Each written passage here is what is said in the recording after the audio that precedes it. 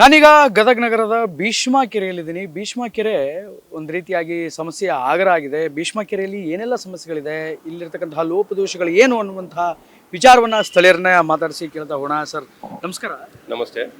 ಏನು ಸರ್ ಈ ಭೀಷ್ಮ ಕೆರೆ ನೋಡೋದಕ್ಕೆ ಎಷ್ಟು ಬಹಳ ಸುಂದರವಾಗಿದೆ. ಬಸವಣ್ಣನವರ ಒಂದು ಸ್ಟ್ಯಾಚು ಕೂಡ ಇದೆ, ಬೋಟಿಂಗ್ ಇದೆ, ಎಲ್ಲವೂ ಇದೆ. ನೋಡೋದಕ್ಕೆ ಬಹಳ ಸಭ್ಯವಾಗಿ ನೀಟಾಗಿ ಒಂದು ರೀತಿ ದೂರದಿಂದ ಹೋಗೋವರೆಗೆ ಚೆನ್ನಾಗಿ ಕಾಣಿಸುತ್ತೆ. ಆದರೆ ಇಲ್ಲಿರ್ತಕ್ಕಂಥ ಲೋಪದೋಷಗಳು ಏನು ಅಂತ ಏನಂದ್ರೆ ಸರ್, ಈಗ ಈ ಭೀಷ್ಮ ಕೆರೆಗೆ ಮೊದಲೇದಾಗಿ ಬೇಕಾಗಿರೋ ತಂತಿ ಬೇಲಿನೇ ಇಲ್ಲ. ಯಾಕಂದ್ರೆ ಏನಾಗಿದೆ ಅಂತಂದ್ರೆ, ಈಗ ನೋಡಿ, ನೀವು ನೋಡ್ತಾ ಇದ್ರಿ, ಅಲ್ಲಿ ದೂರಿಂದ ಹೋಗೋರ್ಗೆ ಏನೋ ಚೆನ್ನಾಗಿ ಕಾಣುತ್ತೆ. ಇಲ್ಲಿ ಹತ್ರ ಬಂದು ನೋಡಿದವ್ರಿಗೆ ಏನು ಕಸ, ಇಲ್ಲಿ ಈ ರೀತಿ ನೋಡಿದ್ರೆ ಇಲ್ಲೇನೋ ಸ್ವಚ್ಛತೆನೇ ಇಲ್ಲ. ಇನ್ನೊಂದು ತಂತಿ ಬೇಲಿ ಇರ್ಲಾರ್ದಕ್ಕೆ ಇಲ್ಲಿ ಏನಾದೈತಿ, ಭಾಳ ಅನಾಹುತ ಆಗ್ಯಾವು. ಜನ ಯಾರೋ ಬಿದ್ದು ಸಾಯೋದು, ಇಂಥ ಪ್ರಕರಣ ಭಾಳ ಆಗಿದಾವೆ ಇಲ್ಲಿ. ಈ ಪ್ರಕರಣ ಆದರೂ ಇನ್ನೂ ಜಿಲ್ಲಾಡಳಿತ ಮತ್ತು ನಗರಸಭೆದವ್ರು ಎಚ್ಚೆತ್ಕೊಂಡಿಲ್ಲ. ಮತ್ತು ಇಲ್ಲಿ ಏನಾಯ್ತು ಅಂದ್ರೆ, ಇನ್ನೊಂದು ಕೆಟ್ಟ ವಿಚಾರ ಅಂತಂದ್ರೆ, ಈ ನೀರಿಗೆ ಕಸ ತಂದಾಕ್ತಾರೆ. ತಂತಿ ಬೇಲಿ ಇಲ್ಲದೆ ಇರೋದಕ್ಕೆ ಎಲ್ಲರೂ ತಂದು ಕಸ ಹಾಕತ್ತಾರೆ. ಕಸ ಹಾಕೋದಕ್ಕೆ ಏನಾಯ್ತವು, ಅದರಲ್ಲಿರೋ ಮೀನುಗಳು ಸಾಯ್ತಾ ಇದಾವೆ. ಇಷ್ಟೆಲ್ಲ ತೊಂದರೆ ಆದರೂ ಇನ್ನಾದರೂ ನಗರಸಭೆ ಆಯ್ತು, ಜಿಲ್ಲಾಡಳಿತ ಆಯ್ತು, ಎಚ್ಚೆತ್ಕೊಂಡು ಇಲ್ಲೇನು ಒಂದು ತಂತಿ ಬೇಲಿ ವ್ಯವಸ್ಥೆ ಮಾಡ್ತಾ ಇಲ್ಲ. ಮುಂದೊಂದು ದಿನ ಇದೇನಾಗತ್ತಂದ್ರೆ, ಇಲ್ಲಿ ಕರ್ವ್ ಇರೋದ್ರಿಂದ ಅಪಾಯಕ್ಕೂ ಇದು ಒಂದು ದಾರಿ ಮಾಡಿಕೊಟ್ಟಂಗೆ. ಯಾವುದಾದ್ರೂ ಸ್ಕೂಲ್ ಬಸ್ಸು ಅಥವಾ ನಮ್ಮ KSRTC ಬಸ್ ಯಾವುದಾದ್ರೂ ಒಂದು ಆಯ ತಪ್ಪಿ ಏನಾದರೂ ಇದಕ್ಕೆ ಬಿದ್ದರೆ ದೊಡ್ಡ ಅನಾಹುತ ಆಗುತ್ತೆ. ಈ ಅನಾಹುತ ಆಗೋದ್ರೊಳಗ ಜಿಲ್ಲಾಧಿಕಾರಿ ಮತ್ತು ಜಿಲ್ಲಾಡಳಿತ ಮತ್ತು ನಗರಸಭೆದವ್ರು ಎಚ್ಚೆತ್ಕೊಂಡು ಇದಕ್ಕೊಂದು ಸೂಕ್ತವಾದ ತಂತಿ ಬೇಲಿನ ವ್ಯವಸ್ಥೆ ಮಾಡಬೇಕು. ಇಲ್ಲಿ ತಂತಿ ಬೇಲಿ ಹಾಕಬೇಕು ಅಂತ ಸತತ ಎಷ್ಟು ದಿನಗಳಿಂದ ಒಂದು ಹೋರಾಟ ನಡೆದಿತ್ತು, ಅಥವಾ ಎಷ್ಟು ದಿನದಿಂದ ಒಂದು ಮನವಿಯನ್ನು ಸಲ್ಲಿಸ್ತಾ ಇದ್ದೀರಿ? ಇದು ಎಷ್ಟು ದಿನದಿಂದ ಕೇಳಿ ಬರ್ತಾ ಇದೆ, ಆದರೂ ಇದು ಯಾವಾಗಿಂದ ಆಗಿಲ್ಲ? ಈಗ ಸುಮಾರು ಒಂದು 15 ವರ್ಷ ಆಯ್ತು. ಈ ರೋಡ್ ಅಭಿವೃದ್ಧಿ ಆಗಿ, ರೋಡ್ ಅಗಲೀಕರಣ ಆದ್ಮ್ಯಾಗಿಂದಾನು ಈ ತೊಂದರೆ ಇದೆ. ಅವಾಗಲಿಂದ ಸಾಕಷ್ಟು ಬಾರಿ ಮನವಿ ಮಾಡಿದ್ವಿ. ಏನು ಮನವಿ ಮಾಡಿದ್ರು ಯಾರು ಸುಧಾರಿಸ್ತಾ ಇಲ್ಲ. ಯಾವ ಅಧಿಕಾರಿಗಳು ಇದ್ರ ಬಗ್ಗೆ ತಲೆನೇ ಕೆಡಿಸ್ಕೊತಾ ಇಲ್ಲ.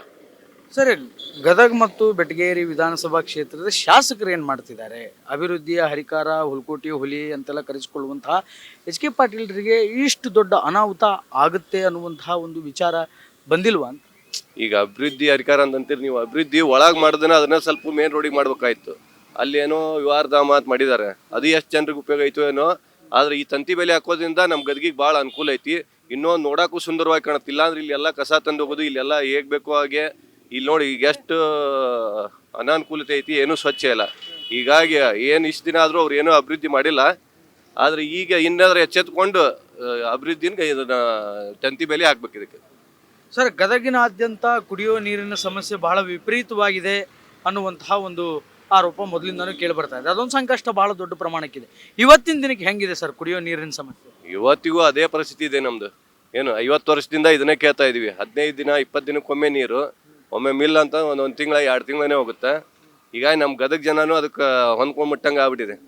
ಹಿಂಗಾಗಿ ಯಾರು ಕೇಳೋರಿಲ್ಲ. ಹಿಂಗಾಗಿ ಆ ನೀರಿನ ಬಗ್ಗೆ ಯಾವ ರಾಜಕಾರಣಿಗಳಾಗ್ಲಿ ಅಧಿಕಾರಿಗಳಾಗಿ ತಲೆ ಕೆಡಿಸ್ಕೊಳಲ್ಲ. ಆದರೆ ರಾಜಕಾರಣಿಗಳಿಗೆ, ಇಲ್ಲಿರ್ತಕ್ಕಂತಹ ಅಧಿಕಾರಿಗಳಿಗೆ ನಮ್ಮ ಜನರಿಗೆ ಸರಿಯಾದಂತಹ ನೀರನ್ನು ಒದಗಿಸಬೇಕು ಅನ್ನುವಂತಹ ಅಭಿಲಾಷೆ, ಮನೋಭಾವನೆ ಇಲ್ಲ ಅಂತೀರೇನು?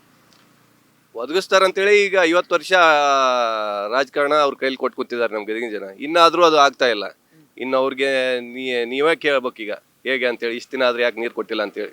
ಈಗ ಪ್ರತಿ ಸಲ ನಮ್ಮ ಜನ ಓಟ್ ಹಾಕಿ ಗೆಲ್ಲಿಸ್ಕೊಟ್ರು ಇನ್ನಾದರೂ ನೀರು ಕಾಣ್ತಾ ಇಲ್ಲ ನಮ್ಮ ಗದಗಿನ ಜನತೆ. ಇದಕ್ಕೊಂದು ಸೂಕ್ತ ಪರಿಹಾರ ಏನು? ಅಂದರೆ ನೀರಿನ ಒಂದು ಸಮಸ್ಯೆಯನ್ನು ನೀಗಿಸೋದಕ್ಕೆ ಏನು ಪರಿಹಾರ ಅಂತೀರಿ? ನೀರಿನ ಸಮಸ್ಯೆ ಬಗೆಹರಿಸ್ಬೇಕಂದ್ರೆ ಈಗ ಬದಲಾವಣೆನೇ ಆಗ್ಬೇಕು. ಬದಲಾವಣೆ ಆಗೇ ನೋಡ್ಬೇಕು ಈಗ ನಾವು ಅಭಿವೃದ್ಧಿನ. ಈಗ ಮತ್ತು ಹಳ್ಳಿ ಇದಾದ್ರೆ 50 ವರ್ಷ ಏನಿತ್ತು ಈಗ ಹಂಗೆ ಮುಂದುವರ್ಕೊಂಡು ಹೋಗುತ್ತೆ. ಹೀಗಾಗಿ ಬದಲಾವಣೆ ಆದ್ರೆ ಏನಾರ ಅಭಿವೃದ್ಧಿ ಆಗುತ್ತೆ.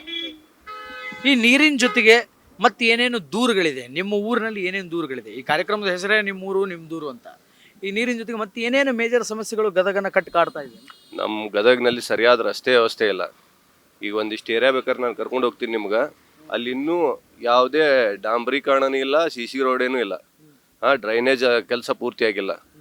ಇದೇ ಮೇಜರ್ ಸಮಸ್ಯೆ ನಮ್ಮ ಗದಗಿಂದು. ಇವೆಲ್ಲ ಸುದ್ದಾದರೆ ನಗರ ನೋಡೋಕೆ ಚೆನ್ನಾಗಿ ಕಾಣುತ್ತೆ.